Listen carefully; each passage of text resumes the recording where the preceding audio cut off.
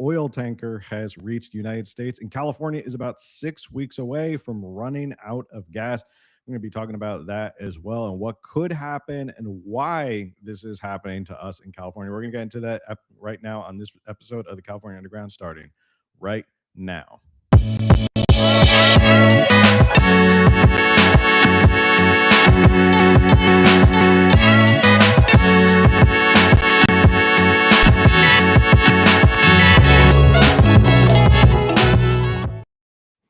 What's going on, everybody? Thanks for tuning in to another episode of the California Underground. I am your host, Phil. I am riding solo tonight. Camille's a little under the weather. So wish everyone wish Camille to get better soon. We miss her and we hope she's back soon. So tonight we have two big stories I want to talk about. First is what is going on in Los Angeles with Spencer Pratt. It is quite a turn of fortune that's going on in Los Angeles. I think after last week's debate with Spencer Pratt and the way he held himself out there, I think that changed a lot of people's feelings about Spencer Pratt and the prospect of him actually winning mayor of Los Angeles, which would be an enormous upset. The fact that he crushed his opponent so badly and embarrassed him so badly on TV that they actually backed out of this debate. We're going to get into that. Also, a issue with gas here in California. We are about 6 weeks away from California basically running out of gas because twofold, because of the issue going on with Iran. The last oil tanker coming from the Strait of Hormuz has just arrived in the United States. Not good for anyone here in the United States, but for California especially, it's really going to be an issue. We're going to talk more about that. We're going to get into that. But first, if you haven't already, make sure you like, share, subscribe, review if you've ever tuned into this show before. If you're watching live, as we love everybody to do, please make sure that you let us know where you're chatting in from. People are already saying hello, OC, two OCs. So somebody already asked, did they pull out of the debate? Yes. Yeah, Karen Bass backed out of the debate. She said she had to go to Sacramento. We're going to get into that in a little bit. Also, big announcement really quick before we get into the show. I know people don't like me dilly-dallying. Is that an old person word, dilly-dallying? If you say dilly-dallying. Big announcement that I want to tell you guys about. We brought up the fact that I am releasing a book coming up this summer in around August, September, probably late August of this year. It's called The Gilded State, which will be about California, basically the history of California, how we went from the basically the personification of the American dream to the American nightmare. It's been a long work. I've been working on this for over probably about 2 years now. So if you want to sign up and get updates about the book and also get free previews of chapters as we get closer to the actual publication date and when the release happens, go to thegildedstate.com. Let me put that into the chat right now. Thegildedstate.com. Go to thegildedstate.com, put in your email. I won't spam you with a whole bunch of things. It'll just be about the book. And I'll let you know what's going on and when it's going to be coming out, when you can get first notification when it's coming out, probably maybe some giveaways. Maybe you'll get a free copy of the book. Maybe you'll get a signed copy of the book. Who knows? There could be a whole bunch of things. But if you're interested, I'm very excited about this book. It's coming out later. We're putting the finishing touches on it right now. We're editing it. We're working with people who are designing it, formatting it, all of that stuff. It's very exciting. So it's exciting to see it come alive from putting words to pages and actually end up getting a full book out of it. So, all right. Let's get into this first story tonight, which is what everyone's talking about right now, which is Spencer Pratt. Spencer Pratt is shocking a lot of people because at first it looked like people were saying, oh, this looks like a joke. He's a reality TV star. He was a guy on the hills a long time ago. He was the villain. Nobody liked him. And then it started to percolate his idea of running for mayor, and people were laughing at him. Oh, this is a joke. This is kind of like a sideshow.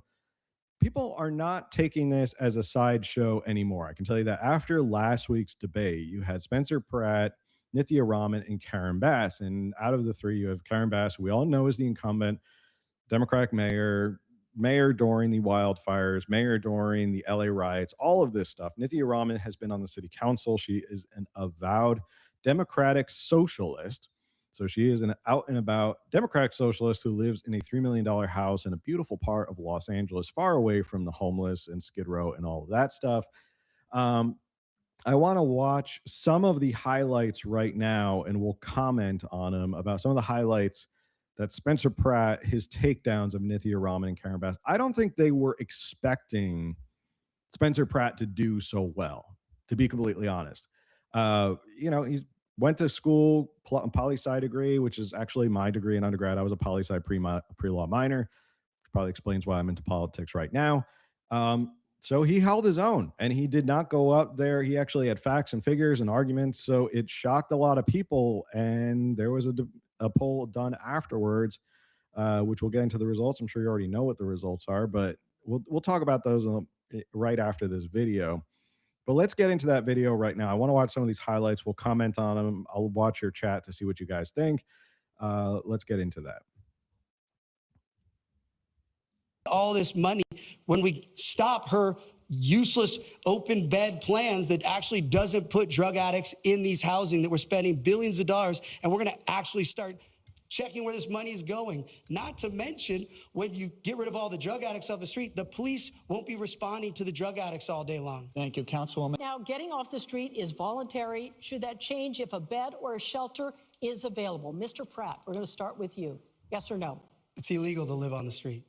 So, yes, everyone needs to go inside. Okay, Mayor Bass. Everybody needs to go inside. Making it illegal and arresting people is not the way to solve this problem. Ms. Rahman. Yes, people need to go inside. When they're offered shelter, they go inside. You don't get an opportunity It is illegal. To say no. So it's unanimous here. Next question. Do you support the ordinance that restricts? Damn. These moderators, I don't know if you've been following a lot of these debates. These moderators are not putting up with any crap. They have been, the last gubernatorial debate, there was one where they were really pushing back on a lot of the candidates and saying, like, we're not accepting your talking points answers. So get to the point. Tell us yes or no. So she was not taking it from Nithya Raman. Encampments in front of schools or daycare centers. Mayor Bass, I'm going to start with you. Yes or no? Ms. Rahman, yes or no? I support keeping our streets safe. I did vote against the structure of this particular ordinance. And it is because at its best, it's a yes or no. It does not, the way this ordinance was structured, it's no. It does not keep our children safe. It does not keep our children safe. No, What I was saying is she's fighting because she doesn't think there's a difference between 1 foot or 500 feet for kids' safety with drug addicts with machetes in front of schools. Yes or no? Of course, we do not want encampments in front of schools, parks, daycare. Okay, I don't want vehicles. Mayor, you had talked about inside safe. Let's go into that a little bit. You advocate for what some... Nithya Raman, I'm not sure why she got into this race. She's not as skilled of a politician as she thinks she is. And this debate clearly showed it because we'll get to the odds in the predicting markets and the gambling markets and all that, how they viewed Nithya Raman.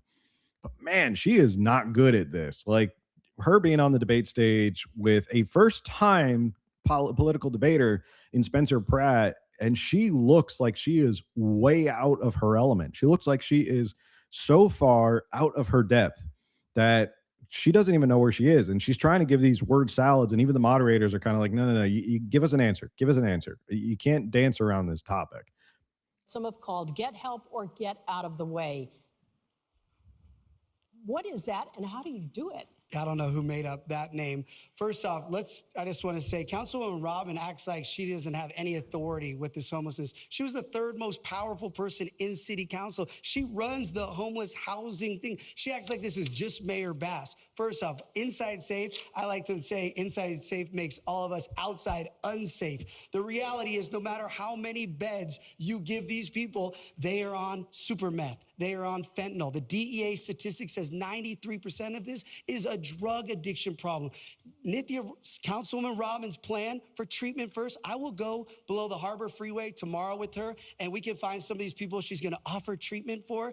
She's going to get stabbed in the neck. These people do not want a bed. They want That might have been one of the lines that I first saw when this came out of it. It may sound hyperbolic, but I think it taps into something that a lot of people are too afraid to say, and Spencer Pratt just said it. We all have these compassionate wishes to help those who are homeless. We do. if you are someone who has empathy and compassion, you want to help these people who are homeless. The issue is, I think a lot of people are starting to get frustrated with in California is the fact that it's almost too much compassion and too much carrot, not enough stick. If you've heard that saying before, too much carrot, not enough stick. In the sense that it's treatment, treatment, treatment. We keep throwing money at it. Okay. But if you decide to live on the street and you are completely drugged out and you're completely out of your mind. I mean, today I was walking back to the office after lunch and this woman was outside our office building in downtown San Diego, just taking her clothes off and swinging them around, just swinging them around, shouting, gobbledygook it, whatever. And you could see the uneasiness of people on that corner who were looking at her going, is this lady going to attack me? Is this lady going to bum rush me? Like, what do I do in this situation? And I think Spencer Pratt taps into that. And that's sort of his entire campaign. I think he's tapped into something that before was sort of he's mad because he lost his home. So he's going to run for mayor. And that's sort of how it started. But I think he's really channeled in a interesting and new way the frustration of Angelinos and Californians in general in terms of their frustration with homelessness, with wildfires, with budgets, with how cities are run, sort of the elitism that goes on in democratic institutions where it's one party rule and there's nobody held accountable. He's tapped into that. He's really, really tapped into that. And I think that's what's resonating. So, yeah, it may sound a little jarring, this idea of, well, yeah, we'll go under this highway and you might get stabbed in the neck. It's very illustrative. It's very descriptive of what could happen. And maybe it gets people to come back. But I think there's a lot of Californians who actually do think that. And I think there's a lot of people who struggle with that every day who live in a city where they look at it and go, yeah, like I worry about if I'm walking downtown San Diego or LA or San Francisco or Sacramento or any of these cities and I run into someone who is on super meth or drugs or fentanyl or something that they worry about their own public safety. And if they're with their family, it's even scarier. What do you do? Um, you don't know.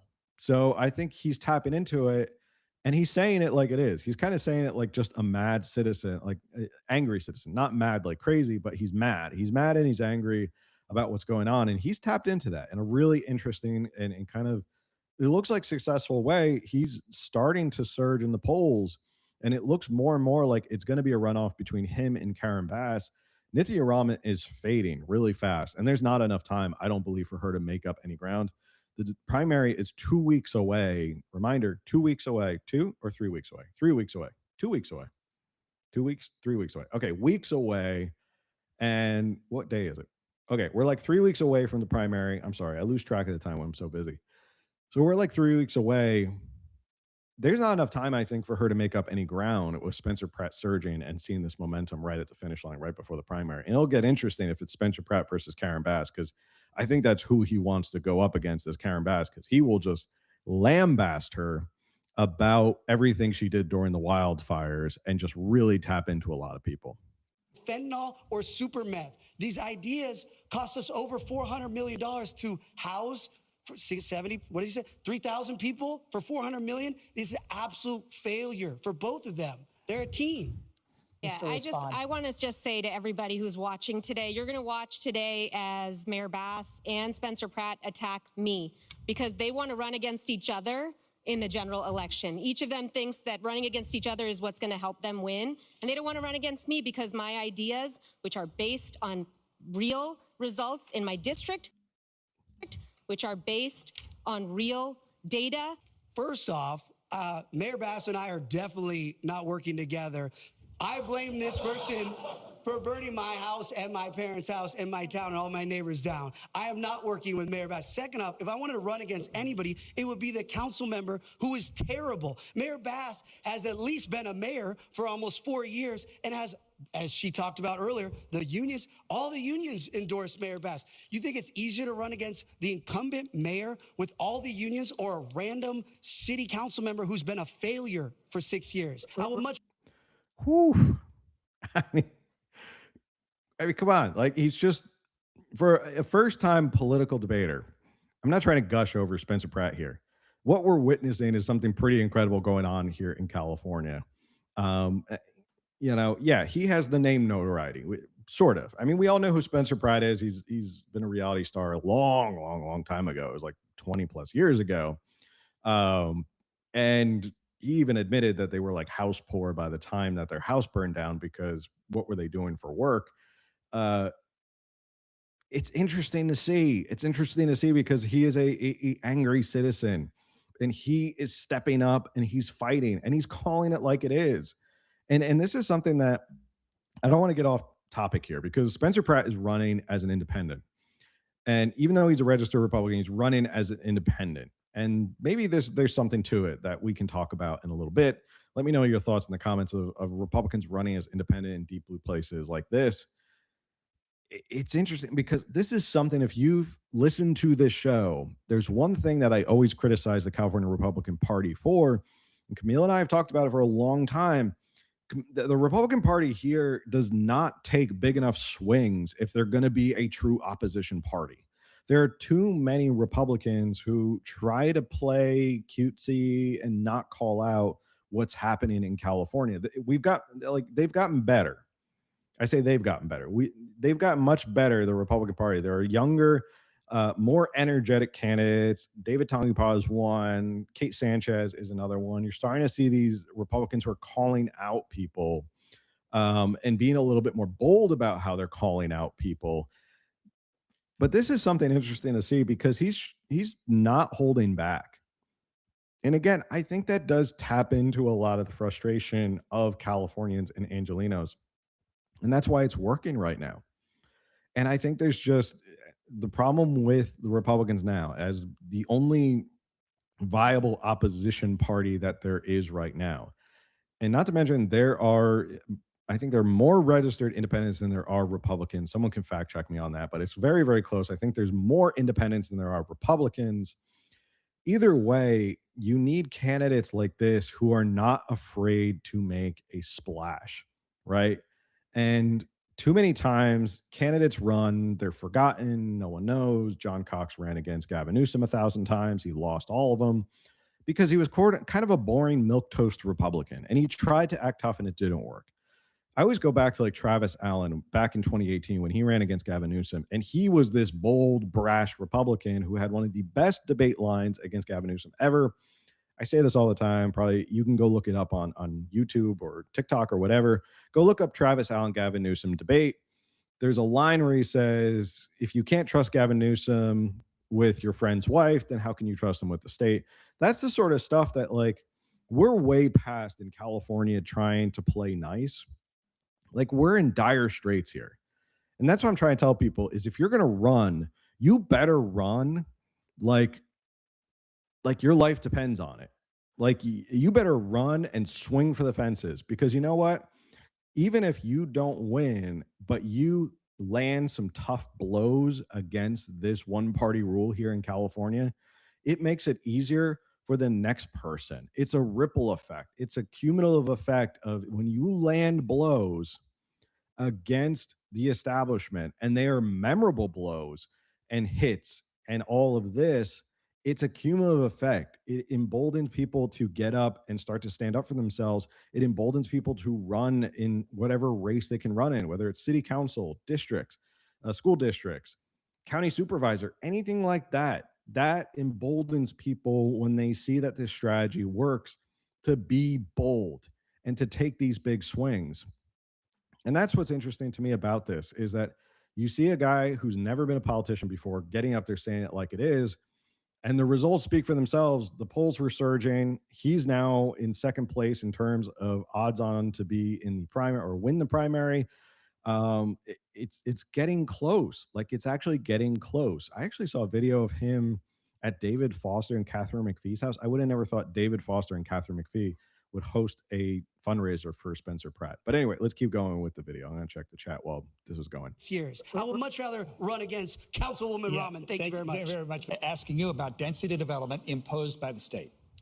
Yeah, to be clear, I just said I'm going to have 40 blocks when I get rid of all the drug addicts that are sleeping on the sides of all these empty buildings. So we will have so much high density. I'll have so many bike lanes for mayor, or excuse me, Councilwoman Rahman to have all her bike lanes. We're going to have all that. We have plenty of places to build. We don't need to put a 7-story cement structure in a single family neighborhood with no parking. I actually lived the consequences of high density on small streets, and it's people can burn alive in an emergency or in an earthquake or any type of evacuation situation.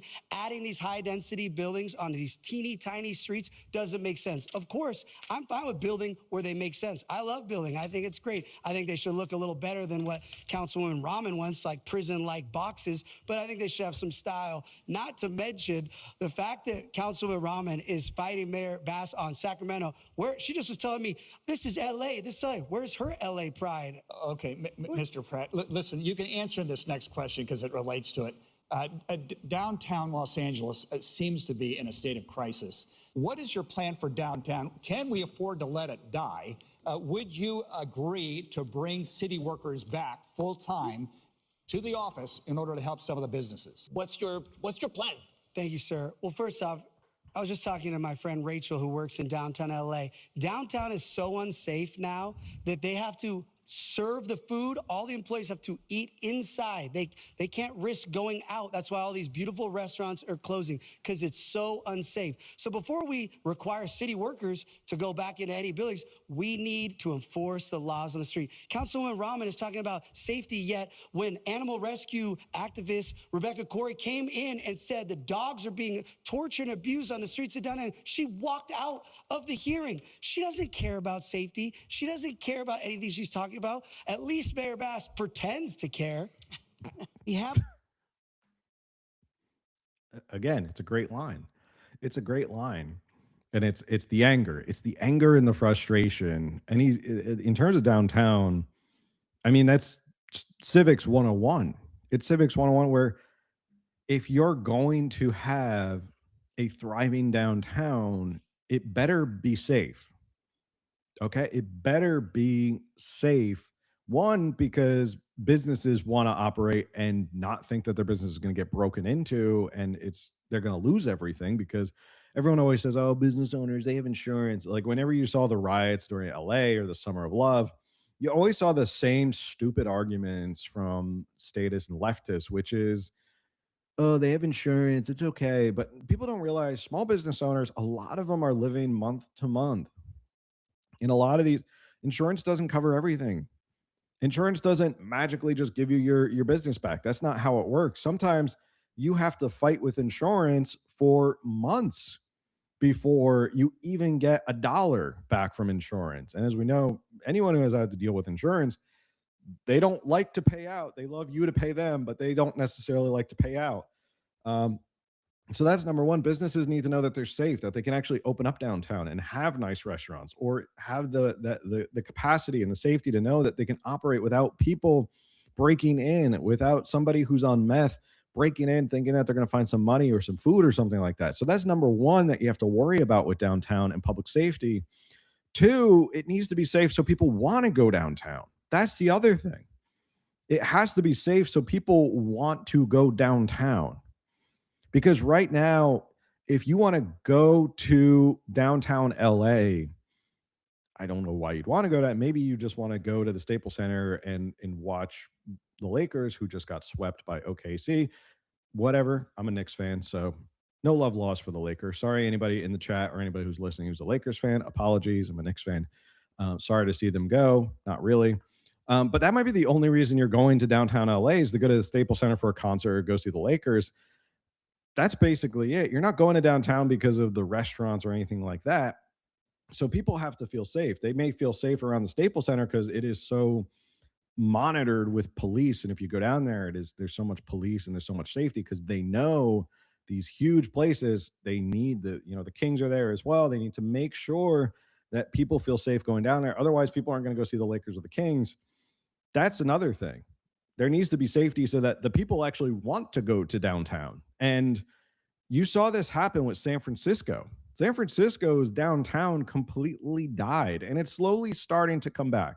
slowly starting to come back because Daniel Laurie got in there. He's more of a moderate Democrat who's business friendly. He's the heir of the Levi Strauss fortune, and it's starting to slowly come back. But you saw under the prior mayor, London Breed, that things got so bad in downtown San Francisco that all the businesses left. They said, we're out of here. All the flagships, Union Square, dead. All of these places that people used to love to go to in downtown were dead because it was unsafe, because smash and grabs, because of the homeless, because of all that stuff. People were not going downtown.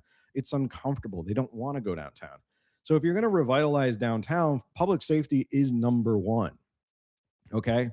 Public safety is probably, again, it's civics 101. It's your job as the government to make sure that these streets are safe so that people can actually conduct commerce. I know a lot of people don't think this in California because it's not a very popular idea, but really the job of the government, it should be limited to helping businesses conduct commerce. That's really it. And maybe protecting some property rights. Like that's basically what the government should be doing. But for some reason, we in California, we've gotten into this nanny state mentality where the government has to literally do everything for you. That's not, and they're not doing the basic things well at all because they're trying to do everything. They end up not doing the basic things like public safety well at all.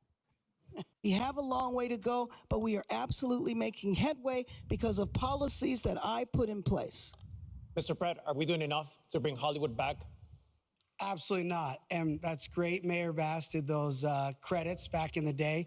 But we don't have tax credits that even Massachusetts has better tax credits than Hollywood. We needed a mayor 3 years ago that was going to Sacramento and fighting the governor to get uncapped tax credits. We need post-production tax credits. And Councilwoman Rahman will tell you, my husband's a producer, blah, blah, blah. The reality is she's been in power for 5 years. Now, all of a sudden, she has these tweets and these posts, and she's doing Substacks. Both of these people have been the reason why there's no more Hollywood. Not to mention, even if they do, these things, we're still going to have drug addicts all over the street because they're treatment first, open beds, not mandatory treatment. Do you know I talk to producers? They have to pay gang members right now to keep the streets safe, to go film anything on the streets of LA. So absolutely no, these two politicians have failed Hollywood times 1,000. Yeah, we had Jim Agnew on a couple weeks ago. Really interesting episode, kind of stepped out of our comfort zone of politics. And Jim came on. He wanted to come on and talk about Hollywood. You can go check out that video. We did it several weeks, probably a month or so ago, but you can go back and look at it and watch it if you're interested. He talks about Hollywood. He's a producer and screenwriter. He's been working in Hollywood for many decades. And he detailed exactly why Hollywood is failing. And part of it has to do with because of the state. Like the state has not been kind to Hollywood. The city has not been kind to Hollywood. They kind of took advantage of the fact that this was the goose that laid the golden egg, and they took advantage of it for too long. And then eventually they believed that they could suck Hollywood dry for tax revenue and all of that.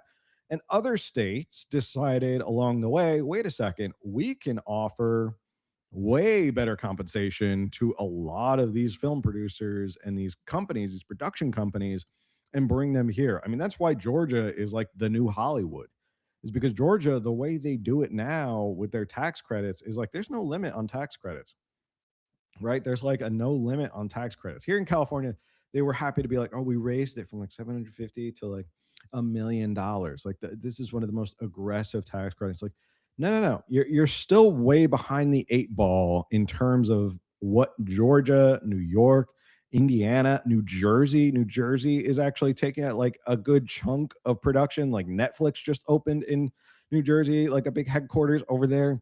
So there's a lot of states that are doing way better than California. And it's crazy that that the politicians basically scared off Hollywood and made it uninhabitable, unprofitable, and that people are just gone. Like it used to be, I don't know. It's just crazy that you could scare off Hollywood. What is California known for if you're not from California, right? If you ask someone outside of California on the East Coast in a Midwest state, what's California known for? Hollywood's definitely in the top 3, right? Like, let me know in the comments in the chat. What do you think? Like, what are some of the top 3 things that people think about when it comes to California? Don't say like homelessness and all that stuff, or like Gavin Newsom. I'm saying like the stuff that people think about when they think of Cal, like Golden Gate Bridge, Hollywood, the hills, beach, surfing, stuff like that. That's what people think about when they think about California. And they scared off Hollywood. And you have politicians who just can't accept defeat and accept that they've scared off Hollywood. And the only way to bring Hollywood back is to be more competitive than those other states. That if they're more competitive, they'll come back. Those production companies, they are incentivized. They're motivated by obviously profits and making revenue and making money on their films, which why not? They're making films and spending a lot of money. Investors spend a lot of money on these films. So incentivize them to come back. You have to be more competitive than Georgia and New Jersey and all those places. So those are some of the highlights from the debate. Again, I think watching that, here's some of my thoughts about all of this. Again, I kind of said Spencer Pratt has tapped into this anger that's going on, not with only with Angelenos, but with Californians in general. And maybe it's because it's coming from a real place for him. Maybe because it is personal to him. It's something that he is dealing with. He lives literally in an Airstream on his property, which was ironic that they tried to now attack Spencer Pratt for not being a resident and being able to run for mayor of Los Angeles because he wasn't a resident. And then he released a campaign ad showing him in his Airstream being like, no, this is where I live. I live in this Airstream. Like it's in LA. So I think it's really interesting. Again, it's that bravado. It's to me, it's the bravado. It's kind of taking the filter off. It's talking about it and talking and attacking these institutions that have ruined the state, that have put so many people either economically on their rears where they can't afford paycheck to paycheck. One reason why I think there is so many homeless here in California is because it is so hard to live here. It's really unaffordable to live here. And not just because people say, it's the sunshine tax and whatever. No, I think it's just unaffordable to live here. And when people live paycheck to paycheck and they can't afford to put money away for savings for an emergency, this is what happens. People end up homeless, and then either they use drugs to cope with the fact that they're homeless. So there's a lot of anger that he's tapping into, and he tapped into it in a pretty decent way. It wasn't just him going up there screaming and yelling, hooting and hollering, making fun and being vulgar or anything like that. He actually tapped into it and backed up. He kind of called them out on their bluff, and he said, here are the programs that you guys instituted and that you did, and these are the effects of it, and I'm here to fight back on that. So there's another video I want to get into really quick. Again, somebody said he has the best ads. That's the next thing we're going to watch is one of his ads. I want to get to some of these chats because you guys are blowing up the chats. Thank you everyone for tuning in live. As always, love when we have all these people live here on the show. It's always Tuesday, 8 p.m. We're always here Tuesday at 8 p.m. We're also going to be rolling out something else on this channel next week, so stay tuned. It won't be another live show, but we'll be doing more deep dives starting next week into California topics. So if you enjoy that sort of more deep dive, well-researched, evidence-backed deep dives into different topics, we're going to be doing more of those, and those will be on Thursday nights. Those are going to come live on Thursday nights. So stay tuned for those. Make sure, again, subscribe, hit that notification bell so you know whenever something is happening. All right. I'm going to go through some of these comments. Somebody said mountains and beaches, right? Yeah, mountains and beaches. Beautiful. People said San Francisco. Let's see. Somebody said a small business owner, Chino Yang, a rapper, blasted London Breed for her failed duties as mayor, and she tried to get the left-wing mob against him. Yeah. LA has a big fabric zone. Is that like oh yeah, like downtown? Yeah, where you want to go buy fabrics. A lot of people go down for fashion. That's a big thing. SF was becoming a ghost town downtown. Nearly all the small businesses here in Vallejo, Richmond, Oakland, and San Francisco have left due to failed Democratic policies that don't hold criminals accountable. Make it safe again. Small business people are not all wealthy. This is often not understood. I agree with you, Jason Sparadara. Thank you very much. Yeah, it's true. most business owners are not wealthy. This idea of people who own businesses are sitting on like these big fat cats who are sitting on tons of money is not true. Go talk to any small business owner, restaurant owner, stuff like that. They're struggling. It's not easy to run a business. Um, since Pratt's party identification won't actually be listed on the ballot, I think that'll work in his favor. City offices do not state party identification. Yeah. Okay. Yeah. I mean, no more milk toast candidates. That should be the slogan. That should be the slogan is no more milk toast candidates. Love it. All right. Let's see. Showing his RV on his burnt down homes lot really connected with the lower to middle class like myself. I think it is that tapping into the frustration. So let's watch this next ad because this is an ad that went super viral. That was made with AI. A lot of his stuff is being made with AI, but why not? Like everyone's doing stuff with AI now. It's here. AI is here. Like we just have to all get used to AI. So here's a ad that he ran that went super viral.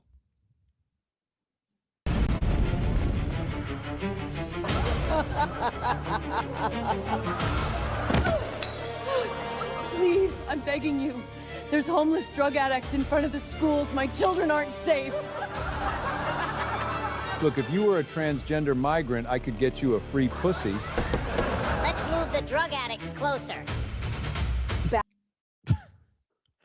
Okay, so this is actually for an AI video, there's a lot of Easter eggs in here that on the first watch, I didn't pick up until right now. There was a puppet that looks like Nithya Raman. So I guess he's saying that Nithya Raman is a puppet. I guess she's a puppet of the Democratic Socialist of America. So you got Kamala Harris here who's chugging wine.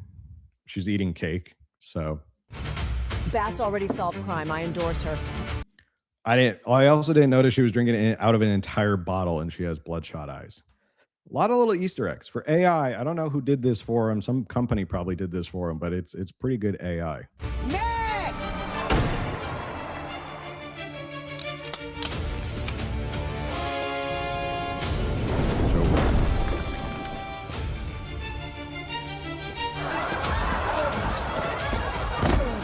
Please, I just want to rebuild my home. I don't know if this is what he was going for, but that looks like Hugh Jackman. Did Hugh Jackman's house burn down in LA? Let me know in the chat if you know if Hugh Jackman's house burned down and that's why there's Hugh Jackman in this video. Surprised he hasn't. If it is Hugh Jackman, I'm surprised he hasn't said anything. But I guess you can say it's just kind of a likeness of him. My home, it's been over a year.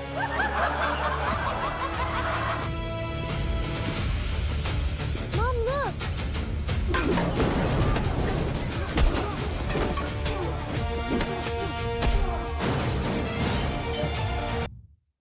Also, the guards have DSA on them, which I imagine stands for the Democratic Socialists of America, which is a party that's growing faster than most people would like to admit. I think we talked about it once before, how Democratic Socialists are starting to reach in the hundreds of thousands. So, I mean, we're seeing it in New York. It's happening. So you don't want it to happen in LA. This is a machine. If we want to burn this town to the ground, pull through that!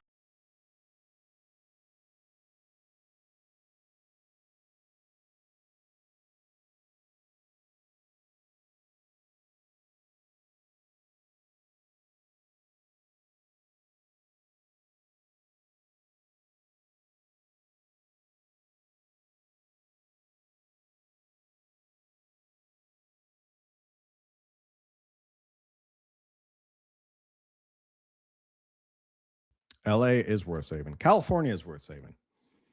California is worth saving. LA is worth saving. San Francisco is worth saving. The whole state, every city, everything is worth saving in this entire state. That's what I say to that. Everything is worth saving. Good ad. And you know what? People are saying it's childish. Some people are saying it's not professional. Again, who cares? Right? Like it's almost like and by they I mean the one party rule, the one state kind of party rule. They don't want you running like this. Excuse me. They don't want you running like this because it's effective. They want you to play by their rules. They want you to make these cutesy little campaign ads. They want you to do the things and try and, play on their field.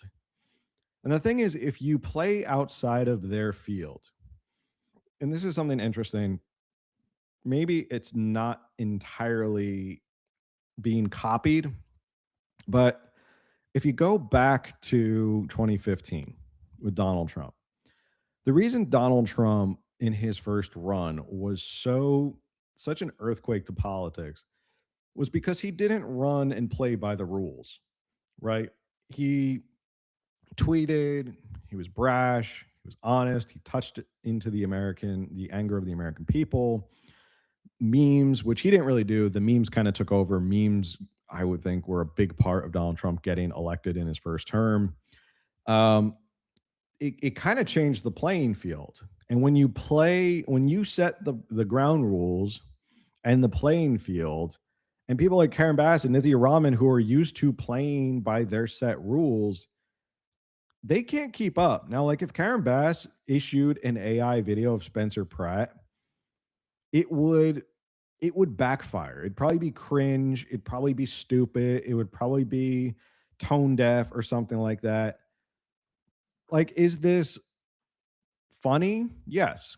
It's funny because they're obviously mocking Gavin Newsom, Kamala Harris, and Karen Bass and Nithya Raman to one effect where she's a puppet. And it works because it gets people to share it and it gets people to look at it and go like, who is this guy? I'm angry as hell. I want a guy who's angry like me to run for LA mayor. And that's what's happening. I want to show this and then we can get into our next topic for tonight. Let me pull this up real quick. And then I'll get to your chats. After this, I'll get to your chats because people are blowing up the chat. Love it. Love people being here. Lots of people showing up. So this is Kalshi right now, LA, Los Angeles. You can actually watch this as this show's been going on. I've been watching like the numbers go up and down. So it's actually pretty interesting to watch. This is like in real time what you're watching. So if you see, here's the breakdown. 56% believe Karen Bass is going to win. But Spencer Pratt has gone up to 33%. And Spencer Pratt started way down here at 13% when he entered, right? And Karen Bass was 53%. It looked like it was, that's why a lot of people back then were looking at this like, this is a joke. Like, there's no way that Spencer Pratt is actually going to win this. That's where he started, right? That's where he started. And Nithya Raman came in and she shot up. And Karen Bass sunk down. So I imagine Nithya Raman pulled some of the support from Karen Bass. Now, this is prediction markets. This is not polling or anything like that, but prediction markets seem to be more accurate because people are actually betting with their real money who they think. And Spencer Pratt was way down here, got way down to 8%. And then look where he is. Now he's going up. And then as of this month, in this past week, you see him surge from all the way down here around 17%. He's now all the way up here at 33.4%. And it's still going up. And Nithya Raman, it's interesting. Look at, I'm pointing to it like you guys can see where my finger is. If you look at where Nithya Raman was, she actually overtook in Kalshi. This was something that Elizabeth from California posted on her Instagram, that she was ahead by like 60%. She was 60%, and that Spencer Pratt was climbing and passing Karen Bass. And then all of a sudden, cratered. And imagine that's probably have to do with the debate and her bad debate performance. Now she's all the way down at 13%. So again, we have a couple more weeks before the primary, and this is the situation. Spencer Pratt is rallying. Nithya Raman has collapsed. It looks like it's coming down to a 2-horse race between Spencer Pratt and Karen Bass. Again, I think he wants to run against Karen Bass. I think his campaign makes more sense against Karen Bass. He's been mad at Karen Bass. I think he can tap into that a little bit more. And I'm surprised. I'm still surprised Karen Bass did not get recalled during this whole time because of how poorly she actually handled the wildfires. So that's the update on that. So let me know, what do you guys think in the comments about where this is going to be? Do you think it's going to be Spencer Pratt and Karen Bass duking it out for the general election. It sure looks like that. It sure looks like it's going to be that coming up in just a couple of weeks. Is going to be Spencer Pratt versus Karen Bass. And who knows? Who knows? I think he's doing better with independents in Los Angeles, way better than Karen Bass is doing. So who knows? All right, let's check some of these. Let me take a drink first. All right. Puppet of the Democratic Socialists. Yep. I think that's what they were going for. She was a puppet. I hear the left is demanding DC Comics to stop this as it portrays Brat as Batman. I find it hilarious they haven't. I mean, if we were to go back in history and look at all the things that mimic or copy Batman or Superman or Spider-Man or anything like that, like there's so many things out there culturally, commercials and stuff like that, that use likenesses of Batman. ACLU, pretty much socialist. They are behind No Kings. They're one of the people behind No Kings. Yeah, ACLU, Democratic Socialists of America. They're another one. Someone says amazing campaign ad. Childlike, not childish. Yeah, I think that's a good way to put it. Childlike, not childish. I think it's basically an AI realistic kind of cartoon. These politicians have been given a pass for way too long. I 100% agree. And I think, it comes back to that brashness. Be bold. Be bold. What are you going to lose? I say this about Republicans all the time. In this state, you are the only legitimate opposition party we have in this state. The only kind of operational organization that has any power or influence or money to push back against this one state, not discounting independents or libertarians or any other parties by any means, but you're the opposition party. I think they're too worried about Republicans that run in California are too worried about playing nice. Like, don't play nice right now. Like, we're in dire straits here. We're talking about people who can't afford to pay their electric bills or pay their mortgage or send their kids to a good school or save to send their kids to a good school or paycheck to paycheck. They're one paycheck away from being homeless and on the street. I think it's time to get serious here. Like, it's time to stop pretending like we can just run cutesy little ads and move the needle. If we just move the needle a little bit this way, things will get better. Or if we move the needle a little bit this way, move it a little bit more to the left and it'll be better. Move it a little bit more to the right and it'll be better. No. It has to be drastic change. We need drastic change in California ASAP. Like, this is a 5-alarm fire. We need drastic change. And if you're taking that big swing, they can't run on their records. Yep.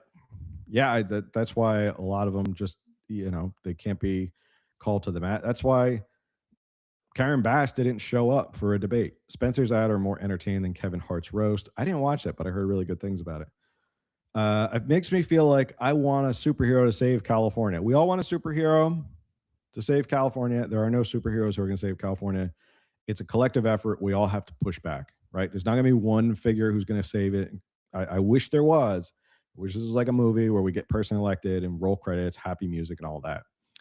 I believe Spencer will win. Basura means trash and span. Yep. Yeah. There was another ad where he talked about taking out the trash. In terms of what happened to Karen Bass, as of recently, because I guess she doesn't want to debate Spencer Pratt anymore. So this came out just yesterday. Spencer Pratt or Karen Bass cancels next debate after Spencer Pratt smackdown. Los Angeles Mayor Bass has decided to skip out on the upcoming mayoral debate scheduled for Wednesday, according to debate organizers who posted on social media over the weekend. Campaign spokesman Alex Stack said Bass will instead travel to Sacramento, where she'll be fighting for critical state funding for housing, homelessness, and Palisades recovery, and will also discuss the city and state partnership on the Olympics and the World Cup, according to news service. It's time to move past the debate, Stack said on why the mayor pulled out of a scheduled debate with the primary election less than a month away. Time to move past debates. That's it, you peasants. That's it. That's all you get. I did one debate, and that's enough. That's all you get is one debate. Mayor Bass's withdrawals disappoint public forums such as this are cornerstone of democratic accountability. These forums provide voters with the opportunity to hear candidates share their perspectives, respond to questions, engage with one another on issues facing Los Angeles. Bassett signed papers agreeing to the debate on April 22nd. However, on May 9th, just 3 days after a debate against fellow candidates Spencer Pratt and Nithya Raman, Bass changed her mind. Comment to New York Post, Bonin said Bass' team told reporters she would be in Sacramento, but at no point did the mayor's campaign indicate they had a conflict on the date that they chose and confirmed. So, I guess he wasn't scheduled to be a part of that debate anyway. So that's even crazier that he wasn't scheduled to attend the upcoming debate anyway. And she still skipped out. You'd think if Spencer Pratt's not going to be there, you'd want to be at this debate. I mean, I think if you are running for office, I hate this idea of you get to pick and choose what debates you get to be a part of. I hate that. Like, I think if you're going to run for office, you got to debate. Like, no questions about it. That comes with running. That's part of your job, to be accountable to the people. You have to show up for a debate. There is no ifs, ands, or buts. You don't get to reschedule or say, I don't want to do it. If you are running for office, you are required to debate. Period. End of story. I don't care if it's a Republican or Democrat.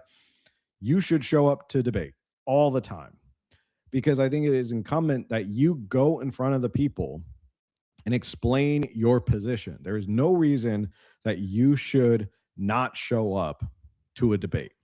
But she backed out anyway, even though he wasn't even supposed to show up at this debate. Crazy. But all right. Got a couple more minutes left. I do want to get to this final story today. I knew that Spencer Pratt was going to take a little bit longer because there's a lot going on with the Spencer Pratt in Los Angeles. It's a very interesting race. We're going to keep an eye on it, obviously, coming down to the wire. Also, May 26th, make sure you mark it down. We're going to have a round table. We're going to have several people joining us as a primary episode. We're going to have, I believe, Kyle Campbell's going to come back, Susan Collins, who was on our last round table. We're going to have Tess from California Conversation. She's a new YouTuber talking about California politics. She's going to be joining us as well. We're going to be doing a whole roundtable. We're going to get out our handy dandy little primary election ballots that are sitting on my desk right now. And we're going to go over a lot of things. And it's kind of like an open forum. And we're going to be like talking about the primary. We're going to talk about measures, talk about what's going on. We'll take your questions. If you don't know, this is the episode you want to mark down. If you don't know what's going on and you're like, I haven't looked at anything yet, May 26th, we're going to be doing a roundtable. So, all right. Last story of the night. California has enough gas for 6 more weeks. Let me say that again. California has enough gas for 6 more weeks. After that, we're not really quite sure what's going to happen. Why? It's a whole host of things. Most of it is self-inflicted, but there's other issues that have caused it. Let's watch that story right now, and we'll comment and discuss why is California in the state it is, and why are we running out of gas? Basically, by 4th of July. By 4th of July, it looks like we might be out of gas. Well, we have an update on California's oil and gas situation as state leaders get ready for prices to go up even more. And California is relying on more imported fuel than ever right now, a situation made worse by the war in Iran. Governor Gavin Newsom's administration says it's working on a plan in the event of gas shortages. Now, this was at the center of a hearing at the state capitol today, and KCRA 3 political director Ashley Zavala joins us now. Ashley, what's the plan here? Yeah, this was kind of a last-minute hearing that was organized this week. State energy officials said California basically has enough supply to meet demand for the next 6 weeks if the Strait of Hormuz stays closed. Beyond that, there are a lot of questions. This hearing was in the Assembly's Energy and Utilities Committee. In fact, it's still going on right now. It included Governor Gavin Newsom's top officials who monitor the oil and gas industry, notably California Energy Commission Vice Chairman Siva Gunda. Western States Petroleum Association President Jody Mueller was there, along with the UC Berkeley energy expert Severin Borenstein. Everyone agreed the war in Iran is making the state's gas price situation worse, while also agreeing California is relying way more on foreign countries for oil, which makes the state vulnerable to price spikes. Gunda specifically was asked what happens if the Strait of Hormuz stays closed for another 60 days. He said the state's oil supply is stable in the short term, but beyond that, if the strait stays closed, prices will likely go up. Here's what that conversation was like. I do not see presently, at least up to 6 weeks, a shortfall or a supply shortfall.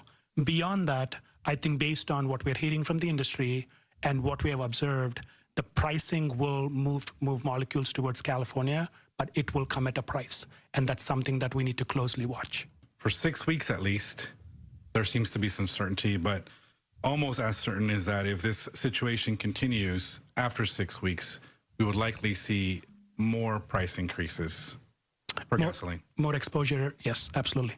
What should California consumers be expecting in terms of price if this conflict continues for? Well, I don't need to be an expert or a UC Berkeley professor. Assemblywoman Coty Patrice Norris. What can Californians expect if we run out of gas?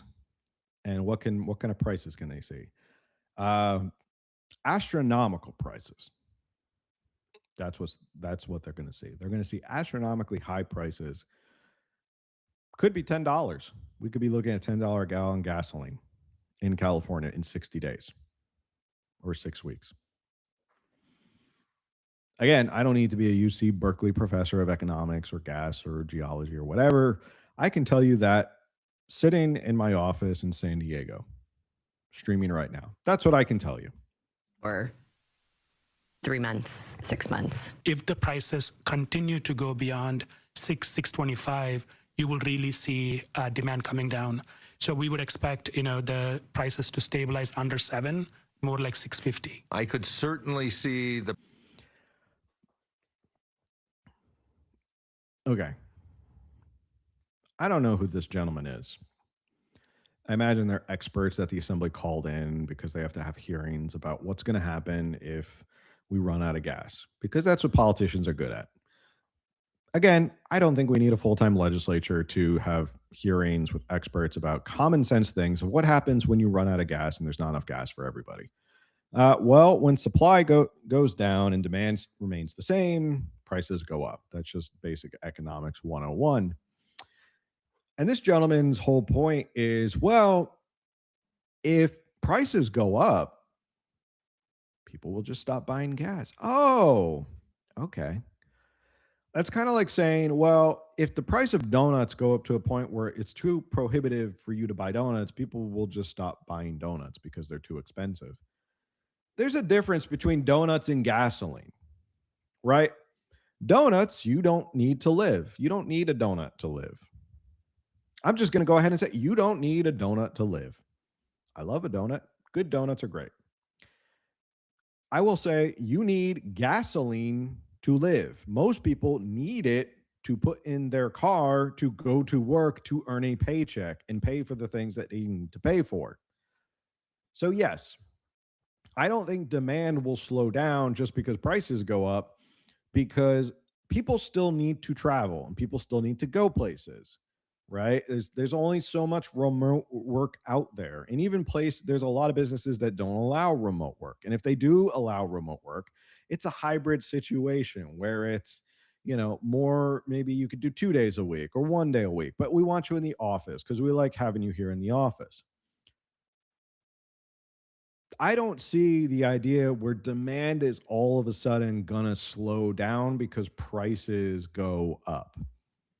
I think people are already probably cutting back as much as they can on gas. Maybe they're not taking that road trip that they want. Maybe they're not going as many places, but people still need to get to work. They still need to go to work, earn a paycheck, and live.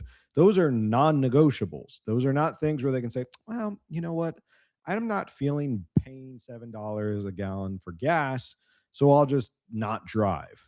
That is not a solution for a lot of people. You can't remote work if you're a construction worker. You can't remote work if you work in a restaurant. You can't remote work if you're an electrician. You can't remote work if there's something that you have to be there in person to actually do. And I think it's kind of short-sighted of whoever this expert is to say demand will just go down. That's not how it works. We see the price of crude oil going up another $40 or $80 a barrel if we really went 60 more days. And I use those two numbers because they translate to another $1 or $2 per gallon. I don't think that's implausible at all. Unfortunately, I think that would be a crisis, and it would be completely out of control of the state of California. Severin Borenstein, who you just heard there, he's a researcher and economist who has been studying the oil and gas industry in California for decades. He did float the suggestion of a possible gas tax holiday here in California. Governor Gavin Newsom has shut down the idea of suspending the gas tax as recently as a couple of weeks ago. Did the governor say why he was shutting that idea down? It just, I mean, he just said no. Yeah, he basically said no. So is there an emergency plan in place? So that was actually another question that lawmakers asked Gunda in this hearing. Gunda essentially said he's working on it. There is some proprietary information, some trade secrets from the oil industry that he legally cannot make public about what the near-term supply could look like when it comes to oil and gas.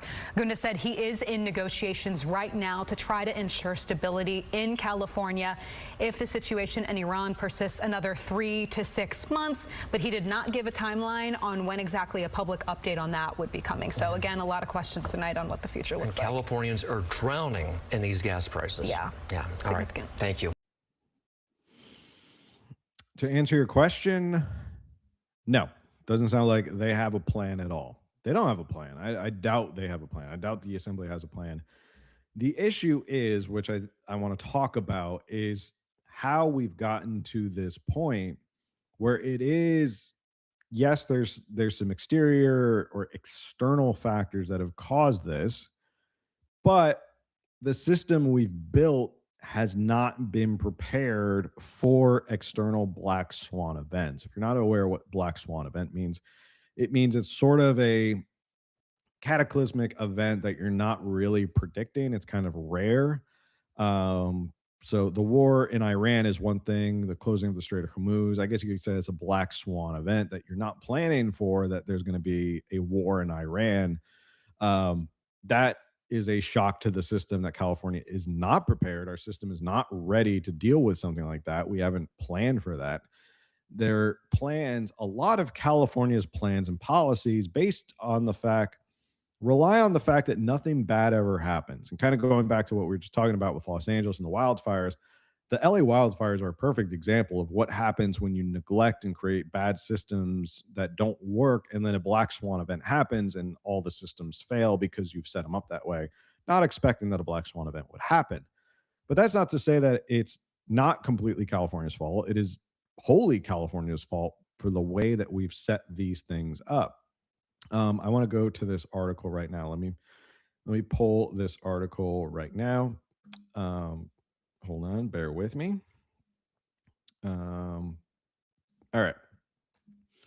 This is from the International Business Times. 4-week countdown begins as California officials warn of imminent gasoline shortages after last oil tanker arrives.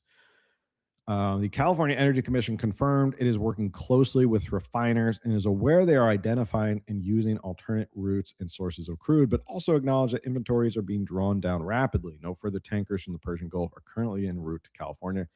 The Strait of Hormuz, which Iran closed in late February 2026, has remained functionally shut to commercial traffic despite a brief ceasefire in April.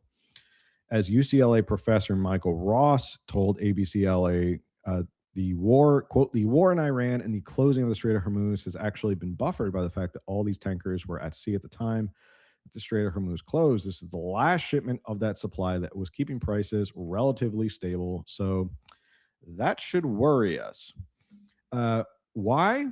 Because California has shot itself in the foot in terms of refining capacity. And this is not something that should shock anybody. I want to talk about first, let's talk about the fact that there is so much oil. There's so much oil in California that we could drill for. And I know that, I think it is Steve Hilton who said at a recent debate that it's not feasible for us to actually drill for more oil. One of the Republican candidates said it's not feasible for us to drill for more oil. I've talked to people. It's not feasible to drill for more oil. That sounds like kind of a defeatist attitude. I think we can do anything we want. Why not drill for more oil? Again, big, bold swings. We got to do big, bold swings.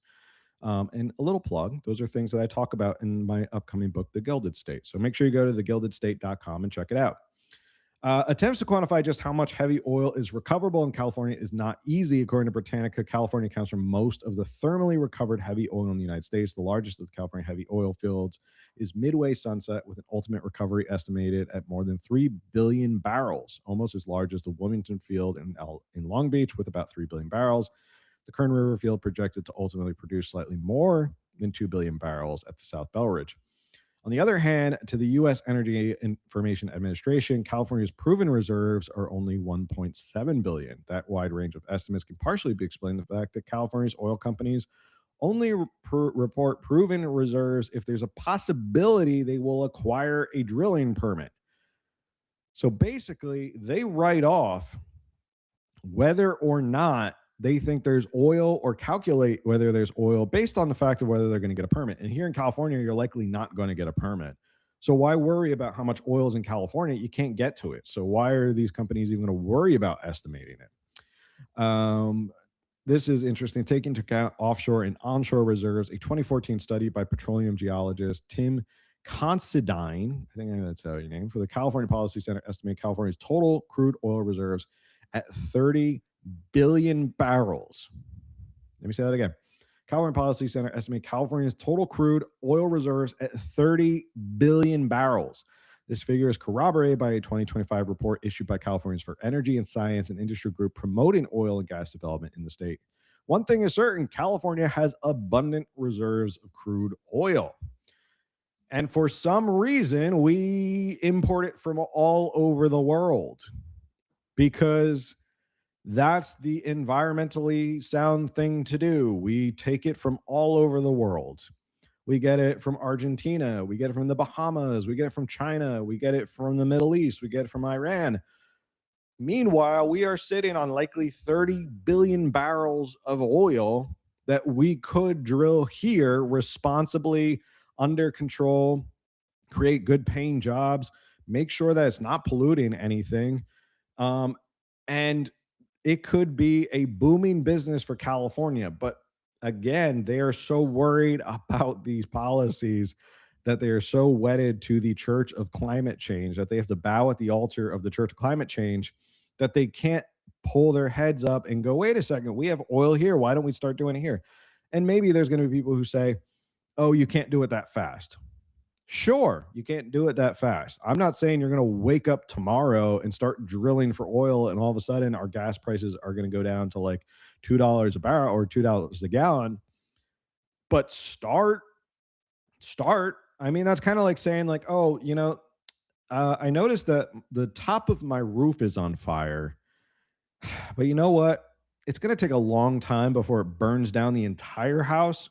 So I'm just going to wait. I'll just wait until it gets to really bad and then I'll start doing something. No, you start doing something now, and it may take a little bit, but you start doing it now. You don't wait. You start doing it because you need to do it. And this is a perfect example. And the reason that California is in this position right now is because of a number of things. Obviously, California has this CARB blend. It has this CARB blend that is the low carbon fuel standard. LCFS is the name for it, the low carbon fuel standard, which is supposed to emit less carbon emissions into the air. It is a special blend that only California can use, or only California uses, meaning that when we start to run low on gasoline, we can't import it from Arizona or Nevada or Texas or Louisiana or places like that, because their gasoline that they produce and that they refine in those states, we can't use in our own state.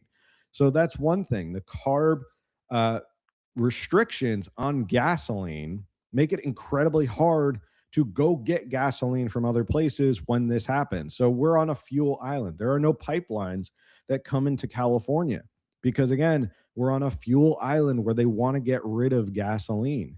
There are a whole host of issues in terms of all of this. We have the refineries that we all know about. Phillips 66 in Wilmington has closed down. That was producing 139,000 barrels a day at capacity. Valero Benicia shut down April 2026. Just recently, as of last month, 145,000 barrels a day were taken off. PBF Martinez taken offline by a fire in February 2025, still not back online. Approximately 18% of California's total refining capacity has gone in under a year. And this is from Chevron in March of 26. They said, quote, California lost 18% of its refining capacity in just the past 8 months because the state made those operations uncompetitive. Now California imports as much as 25% of gasoline and 20% of its jet fuel from overseas refineries that are more leveraged to Mideast crude than American refineries are. We have California, not we, I had nothing to do with it. California painted itself into a corner based on ideology and the strict adherence to this ideology. And now they're scrambling because they may be facing a doomsday effect with gasoline. And I will tell you one thing, there is nothing that motivates voters more. And right now you are facing a gubernatorial election where it is very volatile. There is no clear front runner in terms of Democrats. There's no clear heir to the throne like there was with Gavin Newsom from Jerry Brown. Nothing motivates voters more than the price of gasoline. Nothing really looks customers or voters in the eye every single day like the price of gasoline. And that could be a Gray Davis kind of blackout issue where if people are seeing $10 a gallon gas and you have a governor who is the de facto presumptive Democratic nominee for 2028, one of the leaders of the party looks at you and goes, we're not going to cut the gas tax. We're not going to even do a pause on it. We're not cutting. It's not even a discussion. We're not talking about it. It's wide open. Again, I mean, we're coming full circle about this episode. I'm going to jump off in a couple minutes. I want to get to your chats before I jump off. We're kind of coming full circle here. It's the anger. And there's a lot of anger in California and frustration of people living here that they just look at stuff and go, enough is enough. I can't take this anymore. And I need someone, anybody, to punch back. That is what people are looking for. And I think if gas gets to, in the next 6 weeks, I don't want it to get to this price. I don't want it to see this price because it hurts Californians. I don't want people to struggle with the price of gas doubling in just a couple months. I don't want them. And they're going to blame Trump. They're going to say it's the Iran war. But again, you set up the system that was not prepared for this black swan event. You could have been prepared. You could have said, hey, you know what? We got plenty of oil. We got our own refining capacity. We're making our own oil. We're good. We got our low, carbon fuel standard going on here. Great. We got this great industry set up where we're producing clean burning gasoline for cars. We have a ton of it. We're never going to run out in like centuries. We're good. We got 30 billion barrels. It's amazing. Who cares what happens in Iran? California's good. That should be the prerogative that California looks at and goes, we could be self-sustaining and we don't have to worry about this. But you created a system that is clearly anti-fragile. Let me reverse that. You have created a system that's completely fragile in terms of it can't weather any shock to its system, and any little shock breaks the whole thing. And that's the issue with California. They're going to blame President Trump and say it's Iran. They're going to say it's the war in Iran. Sure, there is an issue of, I will say that there is absolutely some credence to the fact that it is the war in Iran is causing this. But if the system was different and you had a system that could withstand these sorts of shocks, it wouldn't be an issue. But instead, you've created a system where you never expected something like this to happen. And now you're scrambling with 6 weeks to go and no answer, no plan. And Californians, everyday Californians, are going to get hurt in really, really bad ways. It's really going to hurt a lot of people. Millions of Californians are going to get hurt if it's $7, $8, $9, $10 a gallon gas. It's going to hurt all of us. It's absolutely going to hurt all of us. Price of diesel goes up. It's going to hurt all of us and how much we pay for food and everything else. It all is connected, and California was just not ready for it. And they don't want to admit that they're wrong. When the actual solution is staring them in the face, they just don't want to admit it. Again, it's like that video that we showed before, Spencer Pratt. and the elites sitting in their palace, eating cake, whatever. We're having a great time. We're partying. You know, the poor people coming in. I just want to rebuild my house. I don't want homeless people outside my kid's school. And the people are laughing. And I'm going, oh, it's cute. That's funny. Who cares? Get out of here, peasant. We don't care about you. That's exactly what's happening now. You have Gavin Newsom who doesn't care. He doesn't want to cut the gas tax. They don't care about working with refineries or oil fields or stuff like that. They don't look at this and go, hey, guys, we should fix this so that the next time this never happens again. They don't look at it like that because it doesn't affect them. And that's the thing with elites and aristocracy and one-party rule that has no accountability. They don't care. $10 gas doesn't hurt Gavin Newsom. It doesn't hurt the people in charge. That's why he doesn't care. Bottom line, he doesn't care because it doesn't affect him. You know who pays for his gas in his SUV that drives him around? We do. So you and I, the taxpayers, as if we don't pay enough at the pump, now we're paying for taxes to fill Gavin Newsom's gas tank so he can drive him and his family around. He doesn't care. It doesn't cost him anything. So as long as he doesn't have to admit he was wrong. All right.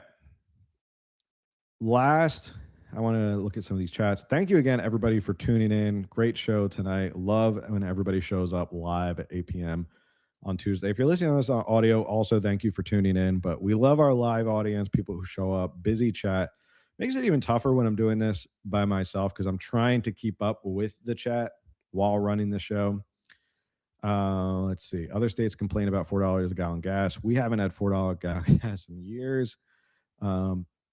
What will happen to our power grid if everyone buys electric cars? Yeah, our electric system can't withhold that many electric cars.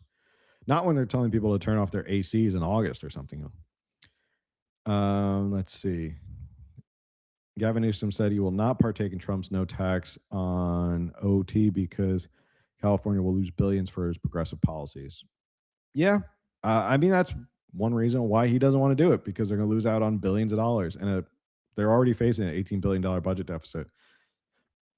So they can't do it. They can't do it because they built the system. They built the system where the spending is absolutely out of control. And if they get rid of the gas tax, then they're losing even billions more. So the state's already overspending. They're already in a deficit. They can't afford to lose more billions, but they've built that system. They've built it that way where they just spend and spend and spend and spend. Let's see. Somebody says, how is LA ever going to be ready to host the Olympics? I don't know. If anyone's up in LA, I'd love to hear any commentary on whether they see anything being ready for the Olympics in a couple of years. Politics versus people's lives. Wow, Gavin. Yep. Thank you again, everybody, for tuning in. Yeah, all these problems in California, but I bet Gavin is sitting back peacefully in his $9 million Marin home right now. Yeah, he doesn't care. He doesn't care because it doesn't affect him. I thought they started drilling off the coast in Southern California. They did. I saw there was a fire. Something happened to it. But again, it's not enough. It's not enough for California. It's, it helps, but it's not enough to make a big dent.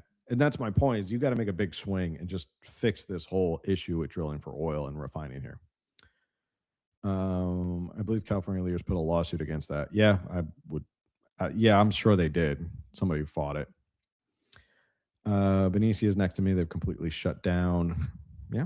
So, all right. I want to thank everybody for tuning in tonight. As I was saying, keep your eyes on next week.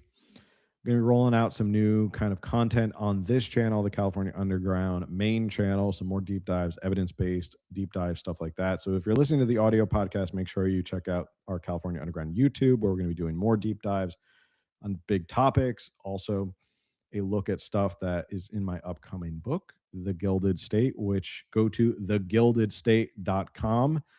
Enter your email. Again, I'm not going to spam you. I'm not going to over spam you. I will send you updates, maybe preview chapters, stuff like that, to give you an idea of what's going to be in the book, maybe a preview table of contents, stuff like that. Little sneak peeks as we run up to the book launch. So make sure you go check that out as well.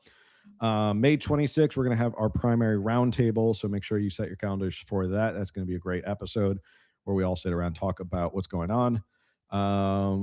Thank you, Leslie, for tuning in. Yes, get better, Camille. See you. Hopefully she's back next week. Again, it's a lot to do all by myself.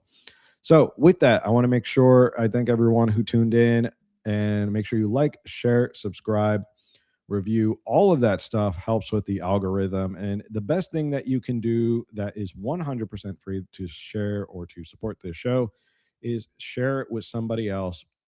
And we will see you on the next one. Later.